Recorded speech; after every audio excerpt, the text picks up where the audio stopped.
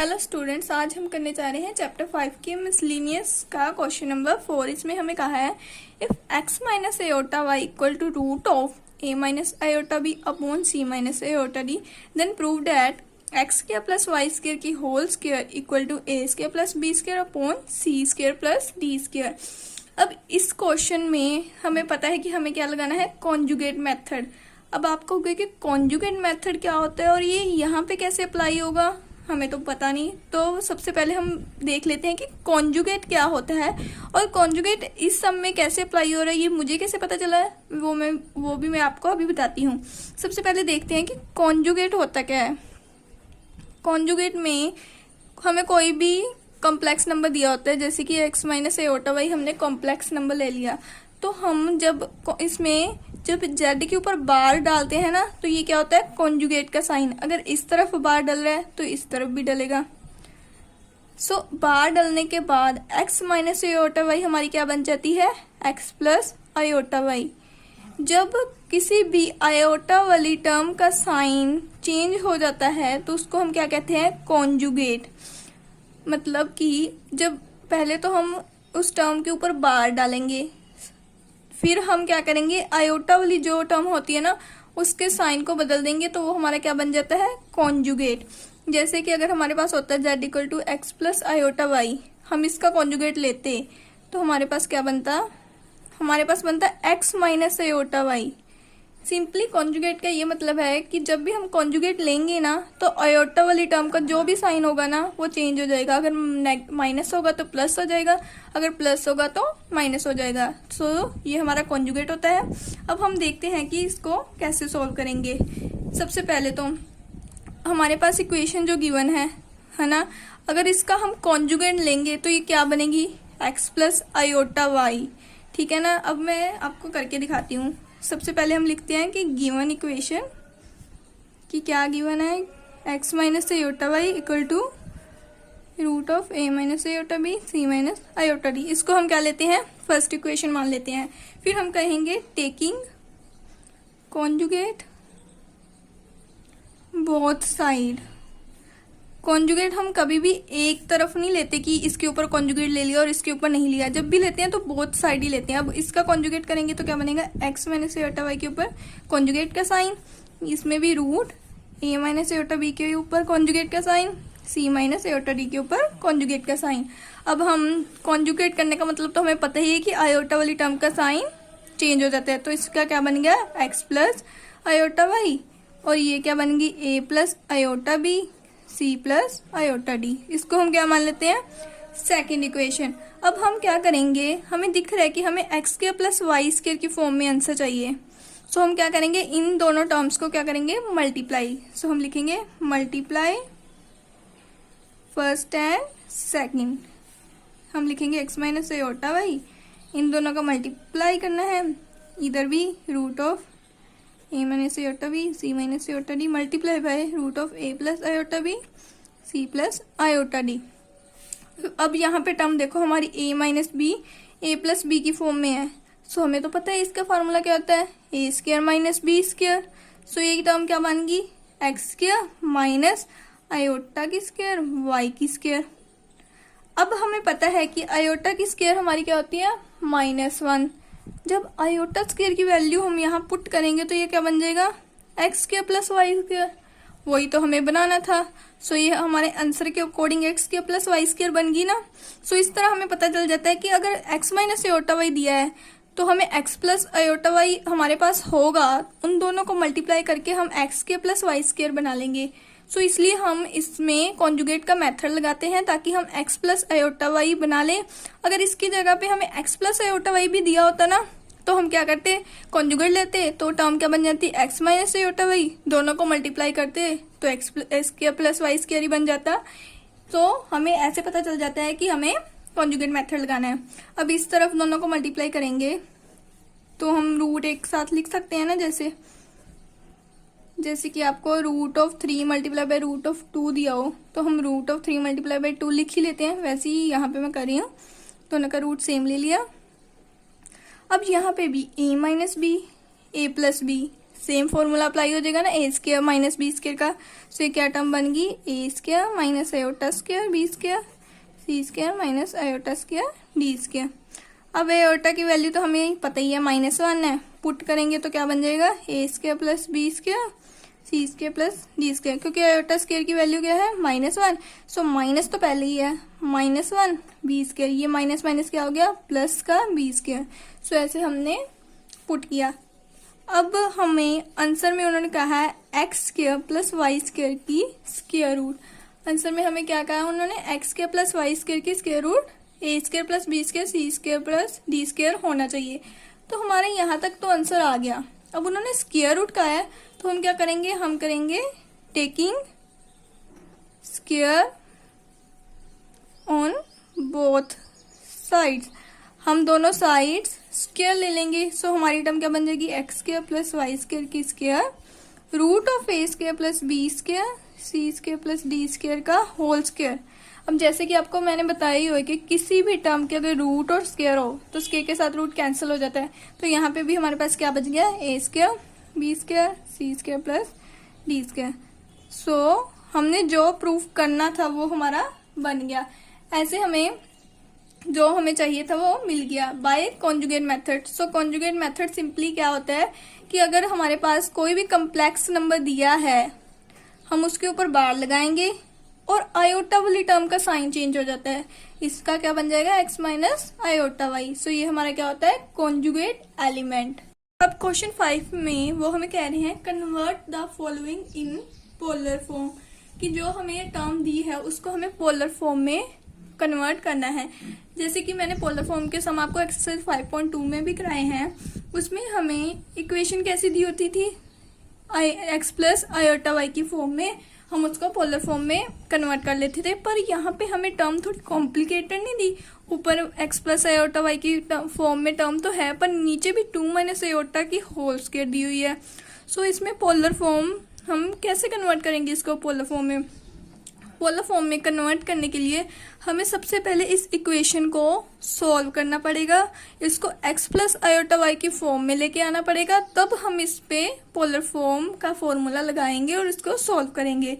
सबसे पहले तो हम लिखते हैं इक्वेशन जो हमें गिवन है, इसको पोलर फॉर्म में कन्वर्ट करने का मतलब क्या है, पोलर फॉर्म में कि इसको हमें r cos theta plus r iota sine theta की फॉर्म में लेके आना है।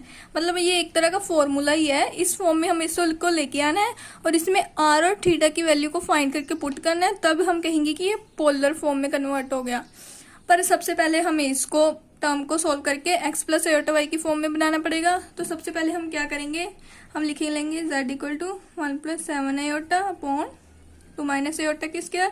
2 माइनस आयोटा की स्क्वायर का फॉर्मूला हम ओपन करेंगे तो क्या बन जाएगा 2 2 जा 4 आयोटा की स्क्वायर और माइनस 2ab। तो ये बन गई टर्म, इसको खोलेंगे तो 1 प्लस 7 आयोटा ऐसे ही 4 आयोटा की स्क्वायर हमें पता ही है -1 है, सो वो पुट की तो -1 2 2 जा 4 आयोटा हो गया। ये 1 plus 7 iota upon 3 minus 4 iota, ये हमारे पास क्या बन गई न्यू टर्म जब हमने स्क्वायर रूट का फॉर्मूला खोला। पर मैंने आपको एक चीज और बार बार बताई है कि कभी भी हमारे पास आयोटा की टर्म डिनोमिनेटर में नहीं आनी चाहिए, और अगर आयोटा की टर्म डिनोमिनेटर में आ रही हो तो हम क्या करते हैं उस टर्म को रैशनलाइज कर देते हैं ताकि हमारे पास आयोटा की टर्म डिनोमिनेटर में से खत्म हो जाए। सो अब हम क्या करेंगे, हम करेंगे 3 माइनस 4 आयोटा को रैशनलाइज, और रैशनलाइज करने के लिए क्या होता है उस टर्म का साइन चेंज हो जाता है। सो क्या बन गया 3 प्लस आयोटा वाई के साथ हम क्या करेंगे मल्टीप्लाई और डिवाइड। अब हम ऊपर वाली टर्म को मल्टीप्लाई करेंगे, 1 को 3 के साथ 3, 1 को 4 के साथ 4 आयोटा, 7 को 3 के साथ 21 आयोटा, 7 को 4 के साथ 28 आयोटा की स्क्वायर, और नीचे a minus b a plus b, इसका फॉर्मूला हमें पता ही है a minus b a plus b क्या होता है a square minus B square. So वो पुट किया तो क्या बन गया 3 की स्क्वायर माइनस 4 आयोटा की स्क्वायर।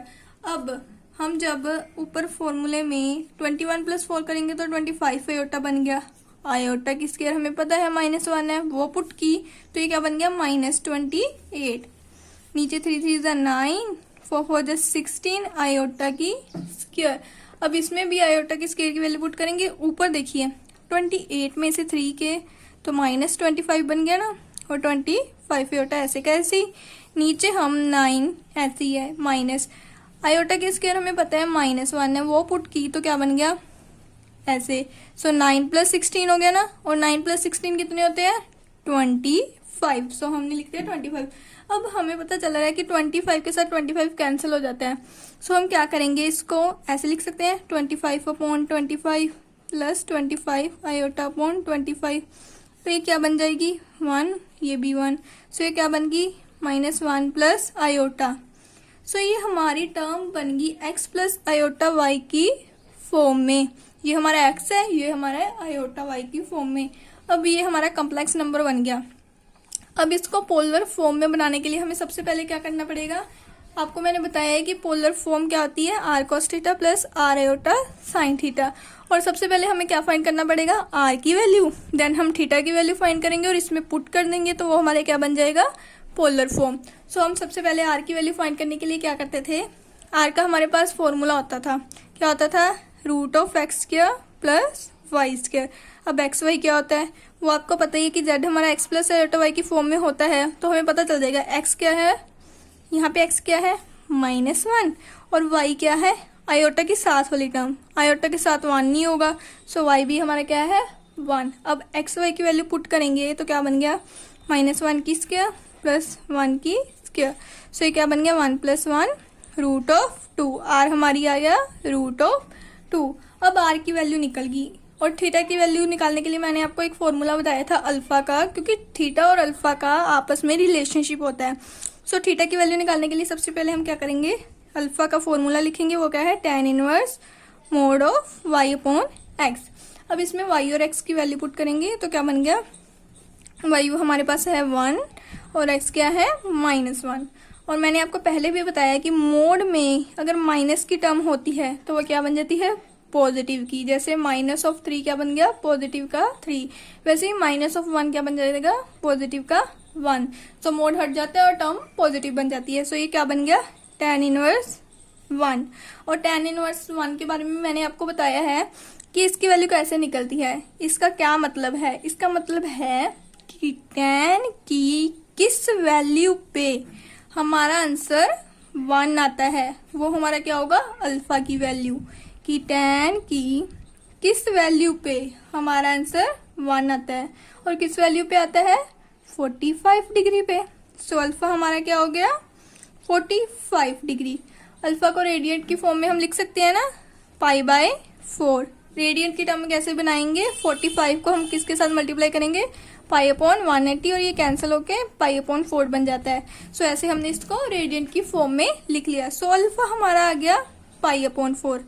अब दूसरा स्टेप हम क्या करेंगे कि हमें पता लगाना है कि जो ये कॉम्प्लेक्स नंबर के कोऑर्डिनेट्स है -1 और 1, ये किस क्वाड्रेंट में लाई करे हैं। और क्वाड्रेंट में लाई करने के लिए हम क्या करते थे, हम ग्राफ बनाते थे। जैसे आप माइंड में भी प्लॉट कर सकते हैं, जैसे कि मैंने आपको टेबल बना के दिया हुआ है, पर अगर हम ग्राफ में देखेंगे तो ये x की वैल्यू यहाँ मतलब रियल वैल्यूज यहाँ पे होती है और इमेजिनरी यहाँ पे होती है।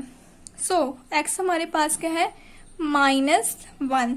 सो x -1 यहाँ पे कहीं पे होगा ना समथिंग, यहाँ पे -1, और y क्या है 1, y1 यहाँ पे होगा। तो ये पॉइंट यहाँ पे कहीं पे बनेगा। और ये कौन सा क्वाड्रेंट है, ये हमारा सेकंड क्वाड्रेंट है, ये फर्स्ट, ये थर्ड और ये फोर्थ।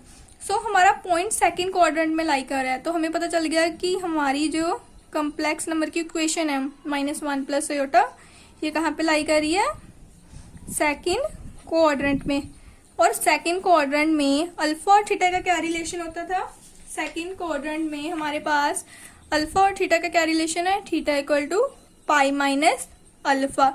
और इस टेबल से भी आपको पता चल जाएगा कि x की वैल्यू हमारी क्या है माइनस की और y की पॉजिटिव, x की माइनस y की पॉजिटिव। सो सेकंड क्वाड्रेंट ही आ रहा है ना, प्लॉट करके भी देख लेंगे तो आपको इजीली वैसे भी पता चल जाएगा।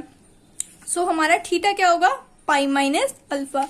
सो हम लिख लेंगे थीटा = π - अल्फा। सो π - π/4 हमारे पास थीटा की वैल्यू क्या आ गई 3π/4। सो अब इसको हम क्या करेंगे पोलर फॉर्म में बनाना है तो इस फॉर्मूले में हम वैल्यूज को क्या कर देंगे, पुट कर देंगे। आर हमारे पास क्या था, √2 कोस थीटा की वैल्यू 3π/4। आर हमारे पास क्या है, √2 आयोटा साइन थीटा की वैल्यू 3π/4। सो ऐसे हमने इस जो टर्म दी थी हमें ऐसे कॉम्प्लिकेटेड सी, उस टर्म को हमने पहले क्या किया, उसको सिंपली सोल्व किया, उसको x प्लस आयोटा वाई की फॉर्म में लेके आए। क्योंकि अगर term x plus iota y की फॉर्म में होगी तभी हम उसको पोलर फॉर्म में कन्वर्ट कर सकते हैं। सो जब ये टर्म हमारे पास x प्लस आयोटा वाई की फॉर्म में बनेगी तब जैसे कि हमने एक्सरसाइज 5.2 में पोलर फॉर्म के सम की है, सेम वैसे ही हमने r की वैल्यू फाइंड की, फिर अल्फा की मदद से हमने थीटा की वैल्यू फाइंड की और देखा कि किस कोऑर्डिनेट में लाई कर है, फिर थीटा की वैल्यू निकल गई, देन हमने उसको फॉर्मूले में पुट कर दिया। अब हम इसी पार्ट का सेकंड क्वेश्चन देखते हैं। सेकंड इक्वेशन हमें क्या दिया उन्होंने, सेकंड इक्वेशन दी है उन्होंने 1 + 3 आयोटा अपॉन 1 - 2 आयोटा। उन्होंने हमें सिंपल टर्म दी है, इसमें कोई स्क्वायर रूट नहीं है। और इसको हम कैसे सॉल्व करेंगे, जैसे कि फर्स्ट सम को सॉल्व किया है, इसको भी सबसे पहले हम simply x plus iota y की फॉर्म में बनाएंगे। अब मैंने आपको कितनी बार बताया कि अगर डिनोमिनेटर में आयोटा की टर्म होती है तो हम क्या करते हैं, रैशनलाइज। तो सबसे पहले इसमें हम क्या करेंगे, नीचे वाली टर्म को रैशनलाइज करेंगे और देखते हैं कि फिर हमारी term x plus iota y की फॉर्म में बनती है कि नहीं। रैशनलाइज कैसे करेंगे, जो टर्म है उसका ऑपोजिट साइन, मतलब 1 + 2 आयोटा के साथ मल्टीप्लाई और डिवाइड कर देंगे। सो ऊपर वाली टर्म को 1 को 1 के साथ किया 1, 1 को 2 के साथ किया 2 आयोटा, 3 को 1 के साथ किया 3 आयोटा, 3 को 2 के साथ किया 6 आयोटा की स्क्वायर। नीचे हमारा सेम फॉर्मूला a - b और a + b है, तो a² - b² का लग गया। अब 1 प्लस ये 5 आयोटा बन गया, 6 आयोटा की स्क्वायर क्या है, -1, वो पुट किया तो ये क्या बन गया, -6 अपॉन में 1 है और -4 आयोटा की स्क्वायर। अब ये टर्म हमारे पास 1 में से 6 गया तो क्या बच गया, -5। सो -5 + 5 आयोटा अपॉन में यहाँ पे भी -4 है और आयोटा की स्क्वायर क्या होती है, -1। सो ये क्या बन गया, प्लस का 4। सो ये 1 + 4 बन गया। तो ये टर्म क्या बन गई, -5 + 5 आयोटा अपॉन 5। तो इस टर्म को जब हम ऐसे लिखेंगे -5/5, 5 आयोटा अपॉन 5, क्योंकि ये कैंसिल हो रहा है तो ये क्या बन गई, -1 + आयोटा। सो जेड क्या बन गया, -1 + आयोटा। सो ये टर्म तो हमारी बन गई कॉम्प्लेक्स नंबर की फॉर्म में। अब इसका क्या निकालना है हमें, पोलर फॉर्म। इसको क्या करना है, पोलर फॉर्म में रिप्रेजेंट करना है। और ये टर्म वही नहीं बनी जो हमारे इसके फर्स्ट पार्ट में बनी थी। सो मैंने फर्स्ट पार्ट में पूरा सॉल्व करके बताया है कि -1 + आयोटा को पोलर फॉर्म में कैसे लिखेंगे, मतलब उसकी r की वैल्यू कैसे फाइंड करेंगे, फिर अल्फा की वैल्यू, फिर किस कोऑर्डिनेट में लाई करता है, देन हमें पता चल जाएगा अल्फा और थीटा के बीच क्या रिलेशन है। सो देन आखिर में हम पोलर फॉर्म का जो हमारे पास फॉर्मूला होता है r cos theta + r iota sine theta, उसमें r और थीटा की वैल्यू को पुट करके आंसर आ जाता है। सो इसके लिए भी हमारा ये सेम आंसर आएगा। इसके आगे आपको वो सेम प्रोसेस दोबारा से रिपीट करना पड़ेगा, इसलिए मैं दोबारा नहीं कर रही हूँ क्योंकि -1 + आयोटा यहाँ पे मैंने सोल्व किया और सेम वही टर्म हमारे पास दोबारा बनी है। सो आप यहाँ से देख के दोबारा कर लीजिएगा। सो ऐसे आप ऐसी कोई भी कॉम्प्लिकेटेड टर्म हो उसको पहले x प्लस आयोटा वाई की फॉर्म में कन्वर्ट करेंगे, देन उसका r और थीटा जैसे कि एक्सरसाइज 5.2 में निकालते थे करके उसको पोलर फॉर्म में रिप्रेजेंट कर सकते हैं। अगर आपने हमारी यहाँ तक वीडियो देखी है तो वीडियो को लाइक और चैनल को सब्सक्राइब जरूर कीजिएगा। Thank you.